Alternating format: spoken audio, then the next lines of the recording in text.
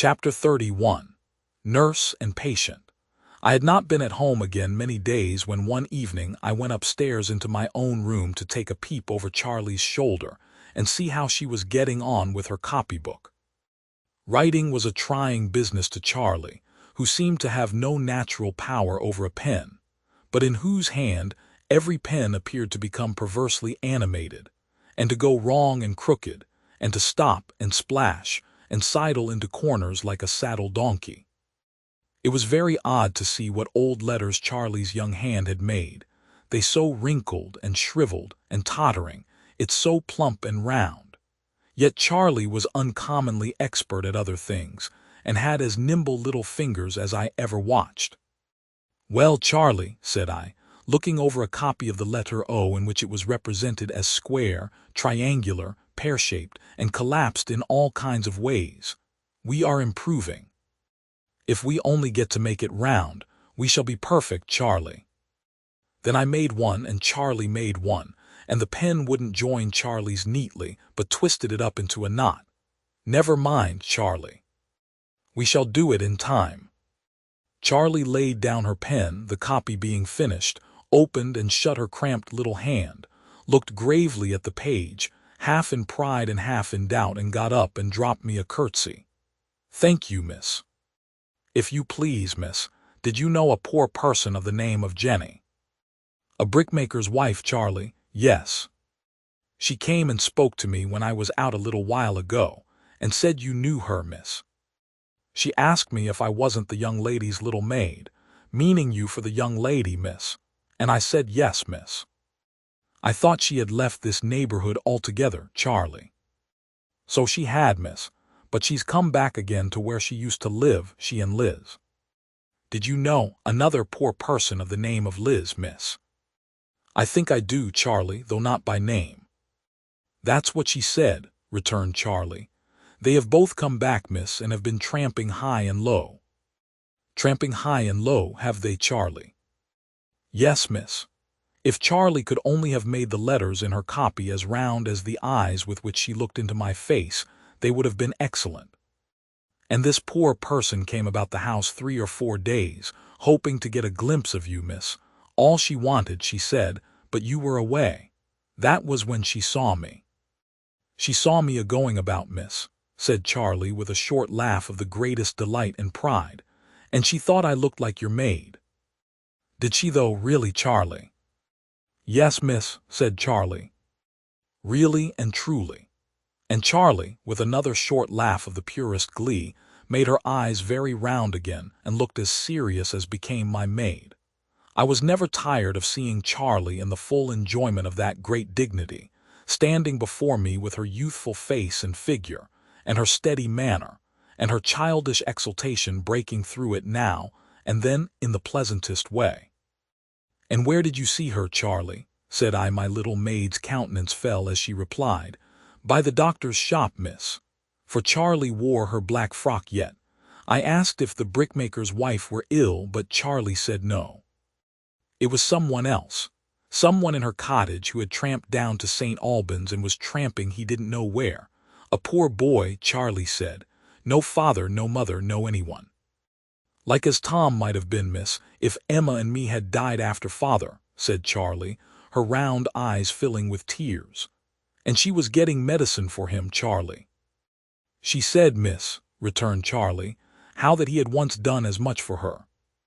My little maid's face was so eager, and her quiet hands were folded so closely in one another, as she stood looking at me, that I had no great difficulty in reading her thoughts.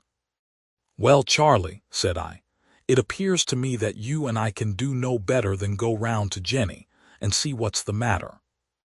The alacrity with which Charlie brought my bonnet and veil, and having dressed me, quaintly pinned herself into her warm shawl and made herself look like a little old woman, sufficiently expressed her readiness.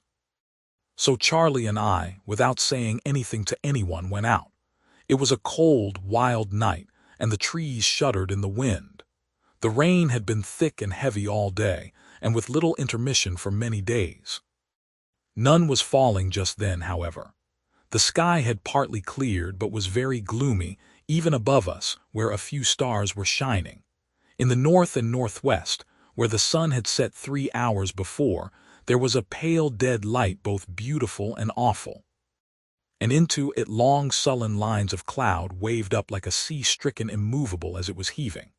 Towards London a lurid glare overhung the whole dark waste, and the contrast between these two lights, and the fancy which the redder light engendered of an unearthly fire, gleaming on all the unseen buildings of the city, and on all the faces of its many thousands of wondering inhabitants, was as solemn as might be.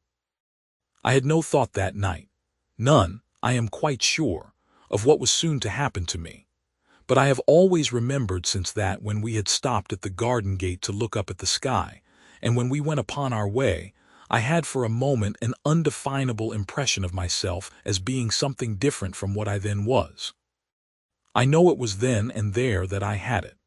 I have ever since connected the feeling with that spot and time, and with everything associated with that spot and time, to the distant voices in the town, the barking of a dog, and the sound of wheels coming down the miry hill. It was Saturday night, and most of the people belonging to the place where we were going were drinking elsewhere. We found it quieter than I had previously seen it, though quite as miserable.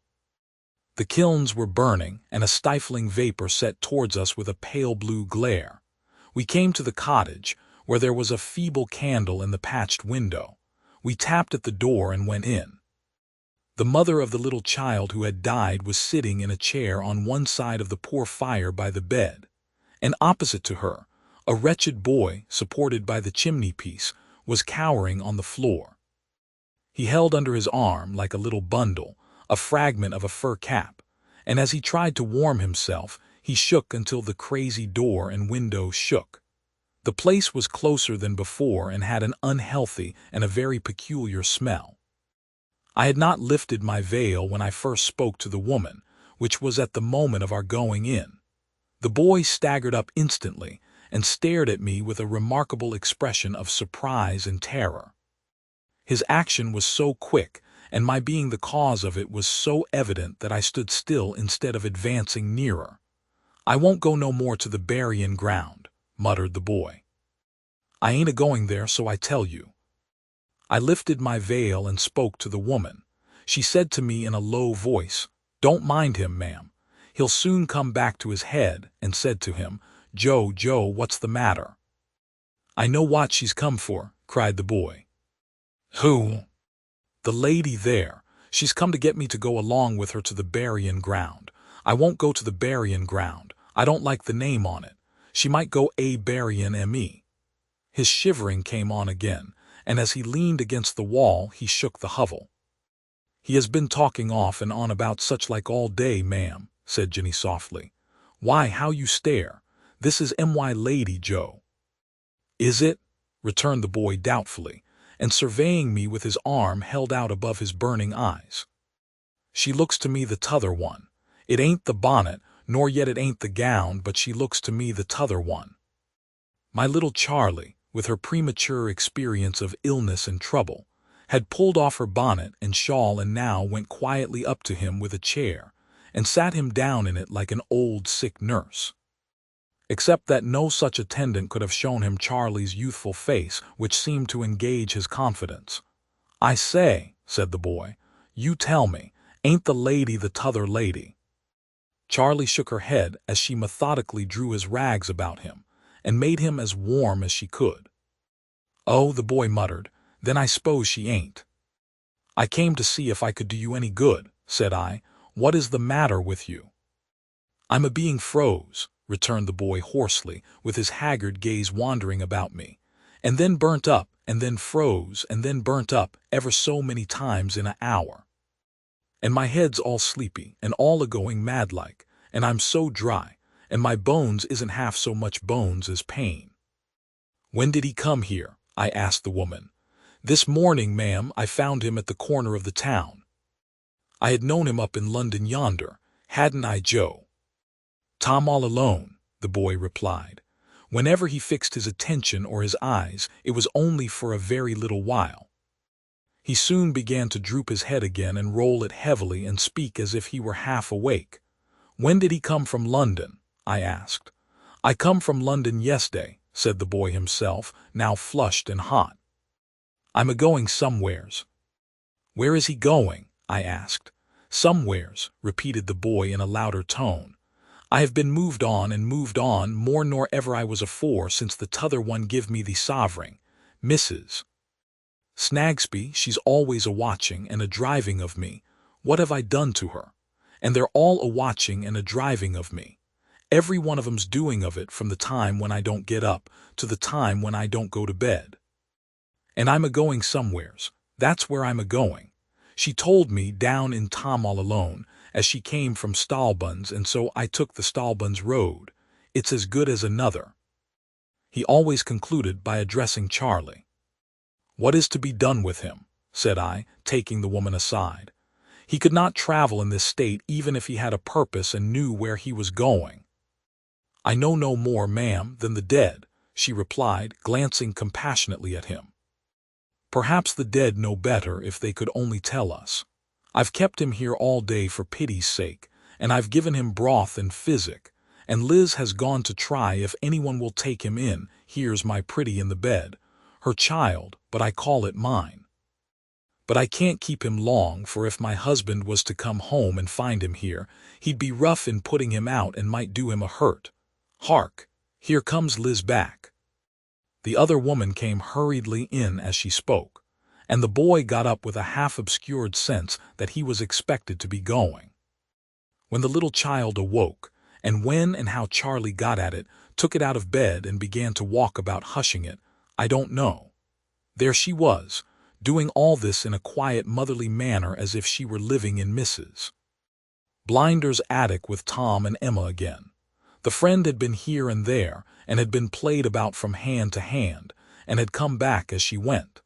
At first it was too early for the boy to be received into the proper refuge, and at last it was too late.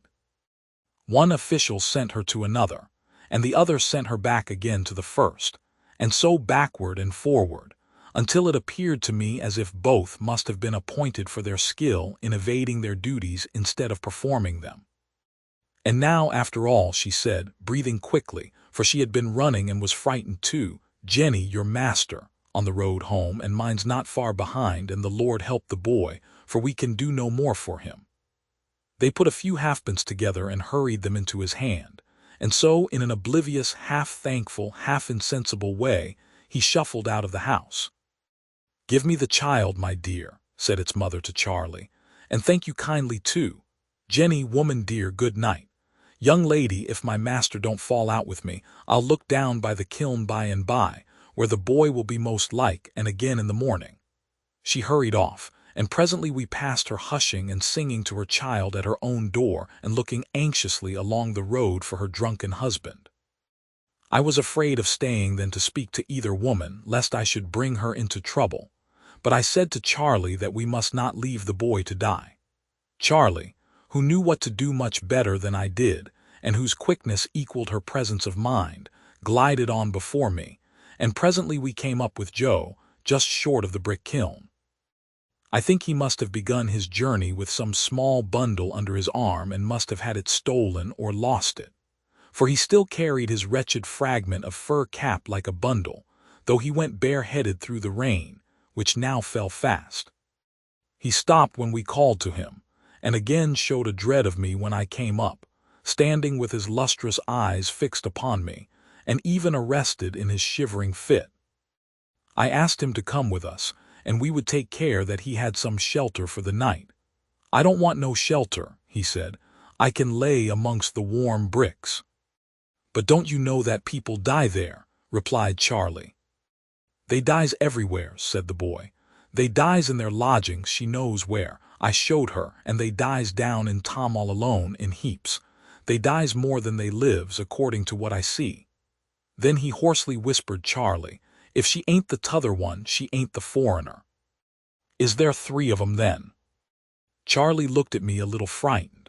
I felt half frightened at myself when the boy glared on me so, but he turned and followed when I beckoned to him, and finding that he acknowledged that influence in me, I led the way straight home. It was not far, only at the summit of the hill. We passed but one man. I doubted if we should have got home without assistance. The boy's steps were so uncertain and tremulous. He made no complaint, however, and was strangely unconcerned about himself, if I may say so strange a thing. Leaving him in the hall for a moment, shrunk into the corner of the window seat, and staring with an indifference that scarcely could be called wonder at the comfort and brightness about him, I went into the drawing-room to speak to my guardian. There I found Mr. Skimpole, who had come down by the coach, as he frequently did without notice, and never bringing any clothes with him, but always borrowing everything he wanted. They came out with me directly to look at the boy. The servants had gathered in the hall too, and he shivered in the window seat with Charlie standing by him, like some wounded animal that had been found in a ditch. "This is a sorrowful case," said my guardian after asking him a question or two, and touching him and examining his eyes. "What do you say, Harold?" "You had better turn him out," said Mr. Skimpole. "What do you mean?" inquired my guardian almost sternly. "My dear Jarndyce," said Mr. Skimpole, "you know what I am. I am a child. Be cross to me if I deserve it, but I have a constitutional objection to this sort of thing. I always had when I was a medical man. He's not safe, you know. There's a very bad sort of fever about him." Mr. Skimpole had retreated from the hall to the drawing-room again and said this in his airy way, seated on the music-stool as we stood by. "You'll say it's childish," observed Mr. Skimpole, looking gaily at us. "Well, I dare say it may be. But I am a child, and I never pretend to be anything else. If you put him out in the road, you only put him where he was before. He will be no worse off than he was, you know. Even make him better off if you like. Give him 6 pence, or 5 shillings, or £5.10. You are arithmeticians, and I am not, and get rid of him." "And what is he to do then?" asked my guardian. "Upon my life," said Mr. Skimpole, shrugging his shoulders with his engaging smile, "I have not the least idea what he is to do then. But I have no doubt he'll do it." "Now, is it not a horrible reflection?" said my guardian, to whom I had hastily explained the unavailing efforts of the two women. "Is it not a horrible reflection, walking up and down and rumpling his hair? That if this wretched creature were a convicted prisoner, his hospital would be wide open to him, and he would be as well taken care of as any sick boy in the kingdom." "My dear Jarndyce," returned Mr. Skimpole, "you'll pardon the simplicity of the question, coming as it does from a creature who is perfectly simple in worldly matters, but why isn't he a prisoner then?" My guardian stopped and looked at him with a whimsical mixture of amusement and indignation in his face. "Our young friend is not to be suspected of any delicacy, I should imagine," said Mr. Skimpole, unabashed and candid. "It seems to me that it would be wiser, as well as in a certain kind of way more respectable, if he showed some misdirected energy that got him into prison. There would be more of an adventurous spirit in it, and consequently more of a certain sort of poetry." "I believe," returned my guardian, resuming his uneasy walk, "that there is not such another child on earth as yourself." "Do you really?" said Mr. Skimpole. "I dare say. But I confess I don't see why our young friend, in his degree, should not seek to invest himself with such poetry as is open to him. He is no doubt born with an appetite, probably. When he is in a safer state of health, he has an excellent appetite." "Very well. At our young friend's natural dinner hour, most likely about noon, our young friend says in effect to society, 'I am hungry. Will you have the goodness to produce your spoon and feed me?' Society, which has taken upon itself the general arrangement of the whole system of spoons and professes to have a spoon for our young friend, does not produce that spoon. And our young friend, therefore, says, 'You really must excuse me if I seize it.' Now, this appears to me a case of misdirected energy, which has a certain amount of reason in it and a certain amount of romance. And I don't know but what I should be more interested in our young friend, as an illustration of such a case, than merely as a poor vagabond, which anyone can be. In the meantime, I ventured to observe, he is getting worse. In the meantime, said Mr. Skimpole cheerfully, as Miss Summerson with her practical good sense observes, he is getting worse. Therefore I recommend your turning him out before he gets still worse. The amiable face with which he said it, I think I shall never forget. Of course, little woman, observed my guardian, turning to me, I can ensure his admission into the proper place by merely going there to enforce it, though it's a bad state of things when, in his condition, that is necessary. But it's growing late and is a very bad night, and the boy is worn out already. There is a bed in the wholesome loft-room by the stable. We had better keep him there till morning, when he can be wrapped up and removed. We'll do that. Oh, said Mr. Skimpole, with his hands upon the keys of the piano as we moved away. Are you going back to our young friend? Yes, said my guardian. How I envy you your constitution, Jarndyce, returned Mr. Skimpole with playful admiration. You don't mind these things, neither does Miss Summerson. You are ready at all times to go anywhere and do anything, such as will. I have no will at all and no won't, simply can't. You can't recommend anything for the boy, I suppose, said my guardian, looking back over his shoulder half angrily.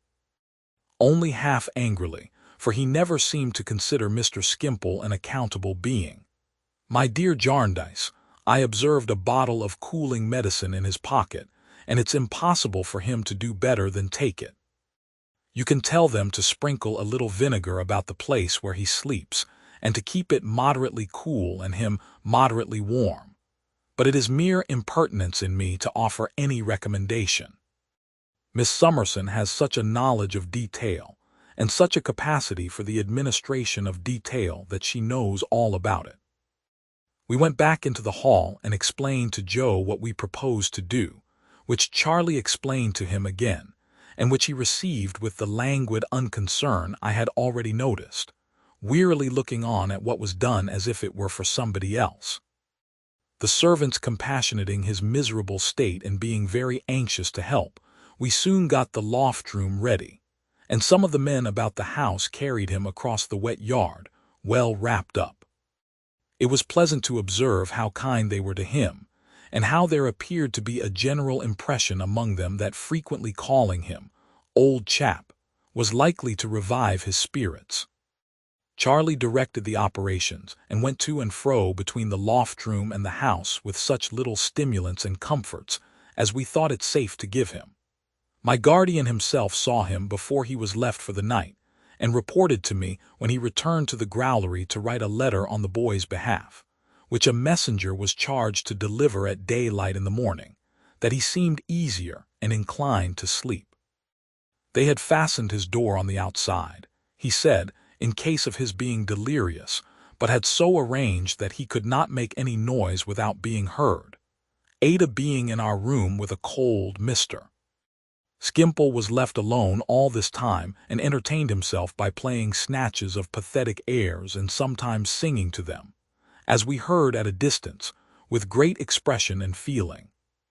When we rejoined him in the drawing-room, he said he would give us a little ballad which had come into his head, apropos of our young friend, and he sang one about a peasant boy, thrown on the wide world, doomed to wander and roam, bereft of his parents, bereft of a home. Quite exquisitely.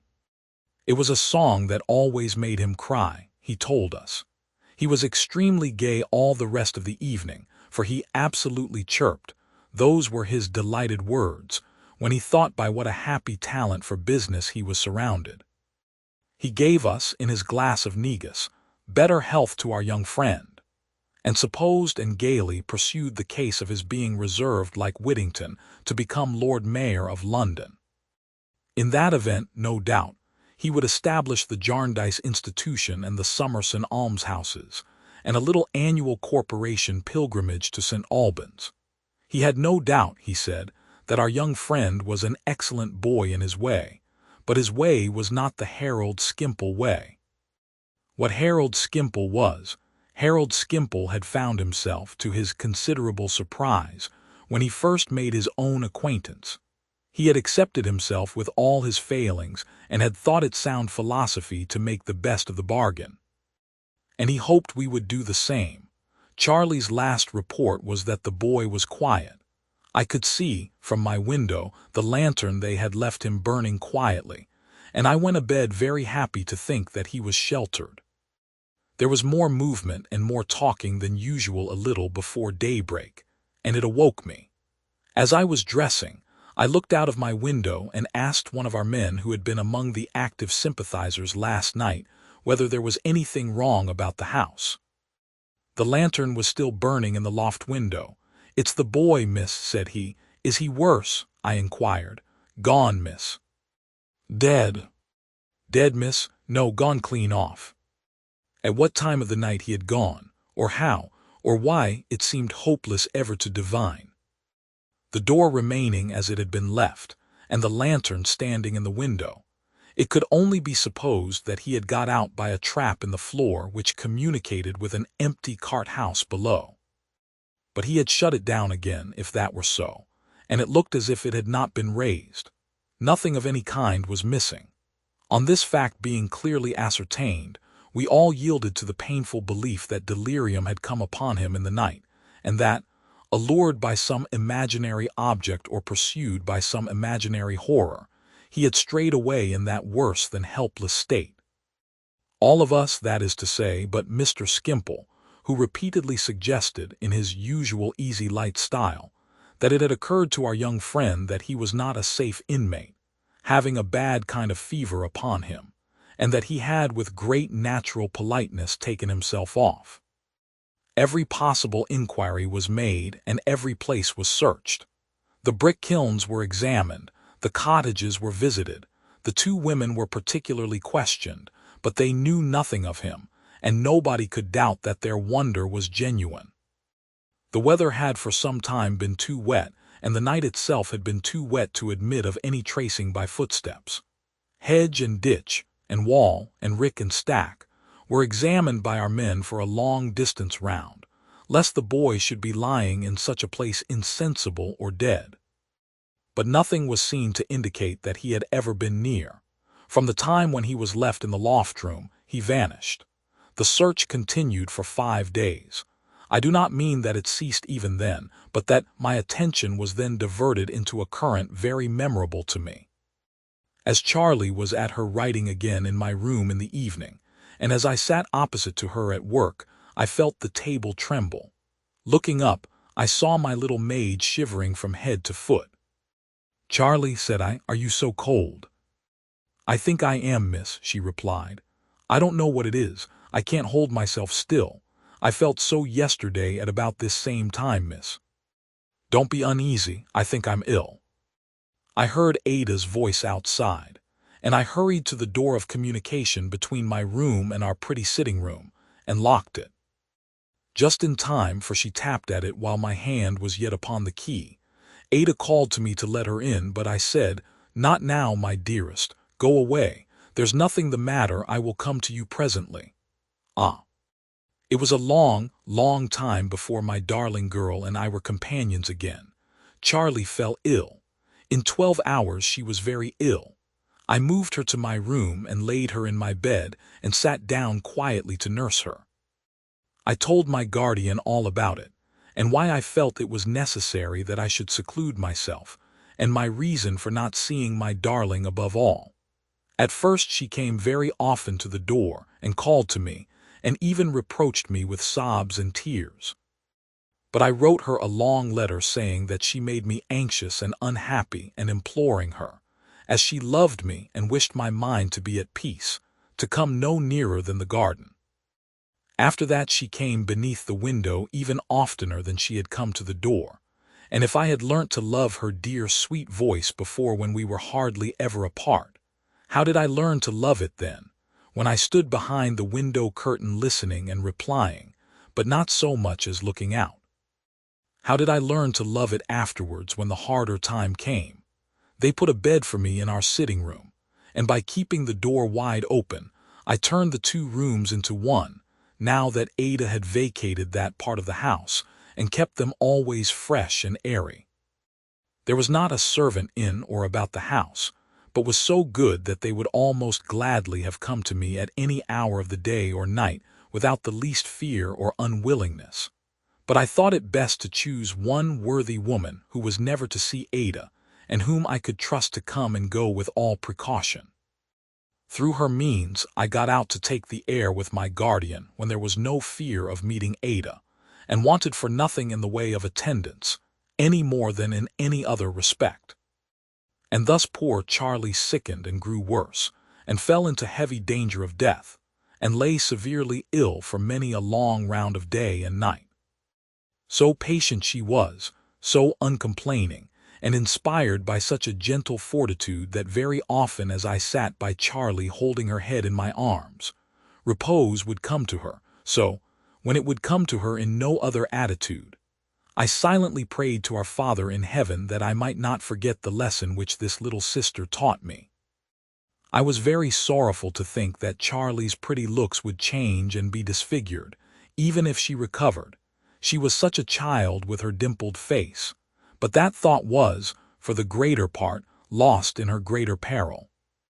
When she was at the worst, and her mind rambled again to the cares of her father's sick bed and the little children, she still knew me so far as that she would be quiet in my arms when she could lie quiet nowhere else, and murmur out the wanderings of her mind less restlessly. At those times I used to think, how should I ever tell the two remaining babies that the baby who had learned of her faithful heart to be a mother to them in their need was dead? There were other times when Charlie knew me well and talked to me, telling me that she sent her love to Tom and Emma, and that she was sure Tom would grow up to be a good man. At those times Charlie would speak to me of what she had read to her father as well as she could to comfort him, of that young man carried out to be buried, who was the only son of his mother, and she was a widow, of the ruler's daughter raised up by the gracious hand upon her bed of death. And Charlie told me that, when her father died, she had kneeled down and prayed in her first sorrow that he likewise might be raised up and given back to his poor children, and that if she should never get better and should die too, she thought it likely that it might come into Tom's mind to offer the same prayer for her. Then would I show Tom how these people of old days had been brought back to life on earth, only that we might know our hope to be restored to heaven. But of all the various times there were in Charlie's illness, there was not one when she lost the gentle qualities I have spoken of. And there were many, many when I thought in the night of the last high belief in the watching angel, and the last higher trust in God, on the part of her poor despised father. And Charlie did not die. She flutteringly and slowly turned the dangerous point, after long lingering there, and then began to mend. The hope that never had been given from the first, of Charlie being in outward appearance, Charlie any more soon began to be encouraged. And even that prospered, and I saw her growing into her old childish likeness again. It was a great morning when I could tell Ada all this as she stood out in the garden. And it was a great evening when Charlie and I at last took tea together in the next room. But on that same evening, I felt that I was stricken cold. Happily for both of us, it was not until Charlie was safe in bed again and placidly asleep that I began to think the contagion of her illness was upon me. I had been able easily to hide what I felt at tea time, but I was past that already now, and I knew that I was rapidly following in Charlie's steps. I was well enough, however, to be up early in the morning, and to return my darling's cheerful blessing from the garden, and to talk with her as long as usual. But I was not free from an impression that I had been walking about the two rooms in the night, a little beside myself, though knowing where I was, and I felt confused at times, with a curious sense of fullness, as if I were becoming too large altogether. In the evening I was so much worse that I resolved to prepare Charlie, with which view I said, "You're getting quite strong, Charlie, are you not?" "Oh, quite," said Charlie. "Strong enough to be told a secret, I think, Charlie." "Quite strong enough for that, miss," cried Charlie. But Charlie's face fell in the height of her delight, for she saw the secret in my face. And she came out of the great chair and fell upon my bosom and said, "Oh, miss, it's my doing, it's my doing," and a great deal more out of the fullness of her grateful heart. "Now, Charlie," said I after letting her go on for a little while, "if I am to be ill, my great trust, humanly speaking, is in you. And unless you are as quiet and composed for me as you always were for yourself, you can never fulfill it, Charlie." "If you'll let me cry a little longer, miss," said Charlie. "Oh, my dear, if you'll only let me cry a little longer. Oh, my dear." How affectionately and devotedly she poured this out as she clung to my neck, I never can remember without tears. "I'll be good." So I let Charlie cry a little longer, and it did us both good.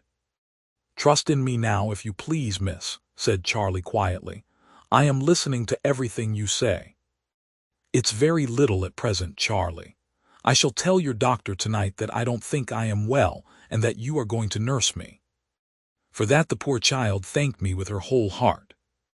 "And in the morning, when you hear Miss Ada in the garden, if I should not be quite able to go to the window curtain as usual, do you go, Charlie, and say I am asleep, that I have rather tired myself, and am asleep.